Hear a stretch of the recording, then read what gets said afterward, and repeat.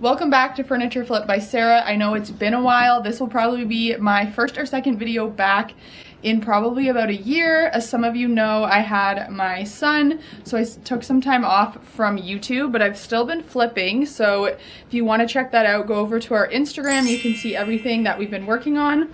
In today's video, I'm going to be flipping this nightstand that I picked up at a thrift store for $12 into a Crate & Barrel kids dupe.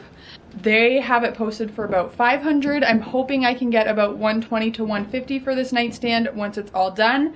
We are keeping it simple and going back to the basics. So if you're looking to get into furniture flipping or even just flip some of your own pieces, I'm going to be using very minimal amount of supplies, just really the basics I need to get a super good finish. We're not going to be using a fancy sander or sprayer in this video. We're really just going to keep it simple. So on that note, let's get into the flip. To start out, I'm just going to grab a microfiber cloth and just give this piece a quick wipe before we start to sand. If this piece was super greasy, then I would definitely start with my degreaser, but it's not too bad. It's just, it was a little cold because it was out in the garage, so it's kind of warming back up to the temperatures inside, but it doesn't look very dirty, so you could go ahead and do a TSP clean, just to use a degreaser to clean ahead of time, but for this project I'm just going to wipe it down.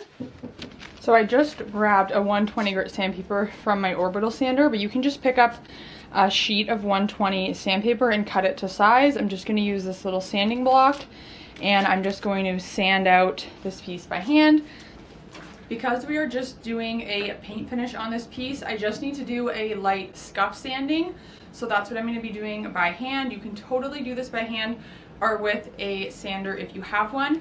But to keep it simple and really show you guys you don't need a lot of tools or supplies, this is what I'm going to be using today. I'm just going along with the grain of the wood.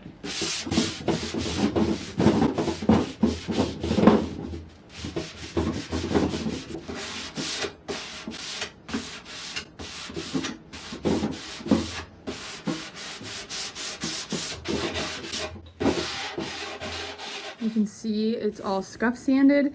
Now I just have a clean microfiber cloth that I soaked in some water, and I'm just going to rinse this piece down just simply with water to get all that sanding dust off. Now that it's all clean, I'm going to prep my primer. To line my paint tray, I'm just going to be using some tin foil. This is just the large value pack. I do believe it's about 20 bucks, but if you're just starting out and you want to use this method, you can just pick up a small one from the dollar store or your local grocery store. And run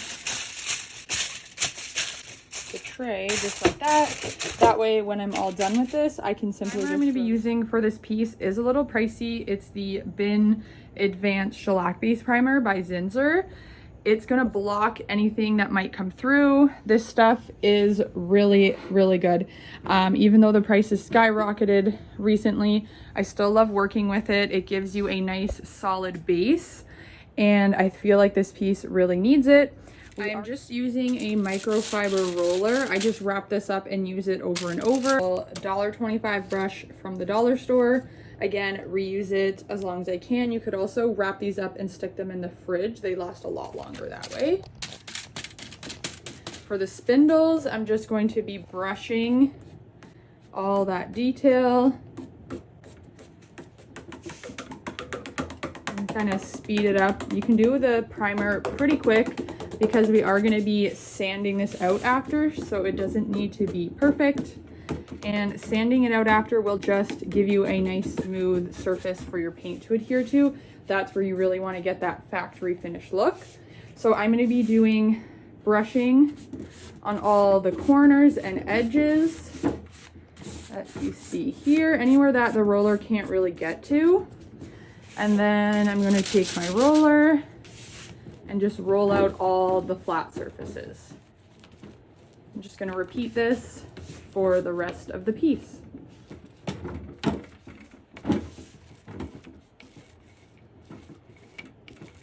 Now that everything's primed, I'm just taking a little 220 sanding grit sandpaper sponge just to lightly sand out the primer.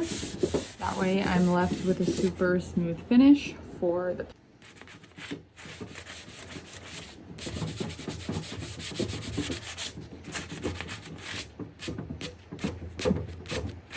I'm going to be using the color Black Panther by Benjamin Moore. This is in their advanced line of paint in a pearl finish. This is my favorite finish to work with. It's not too shiny, but still gives you that really good coverage that you're looking for when you're flipping pieces. And I'm using a Purdy brush. It's the 1.5 inch. And then a microfiber roller. A tip for when you're using your roller, make sure it's super saturated into the paint, soaked in really well.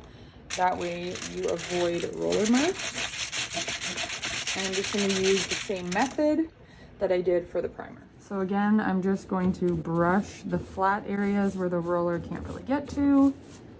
Underneath there, as well as all over the spindles. And then take my roller and just roll all the flat surfaces. And you're going to want to do about 3 coats of paint. Thin coats, you don't want them to be too thick. And you're going to want to make sure to allow for the dry time that you're working with for the paint.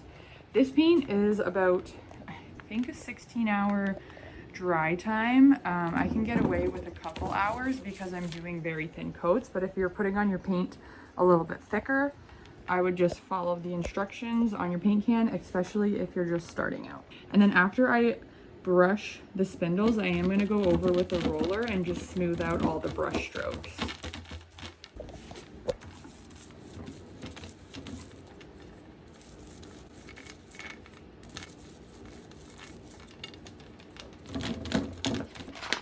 I have some leftover sticky wallpaper that I like to use for drawer inserts. I don't always do this. A lot of the times I will restore the wood. But for this little project, I thought this would be perfect to use this up. This is just like a faux brick look.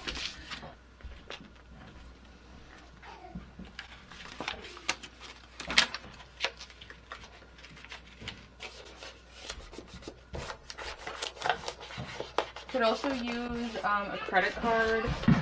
Use up the scrap pieces for the back.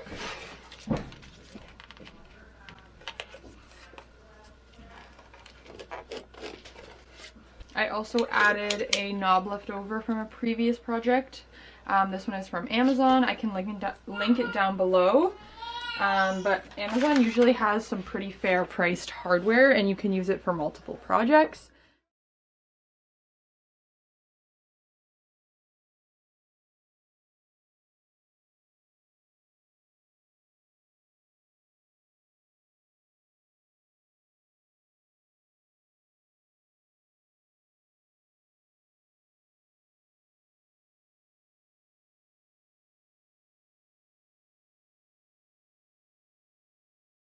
I hope you guys enjoyed today's video. Let me know if you feel like I nailed this dupe or was it a fail.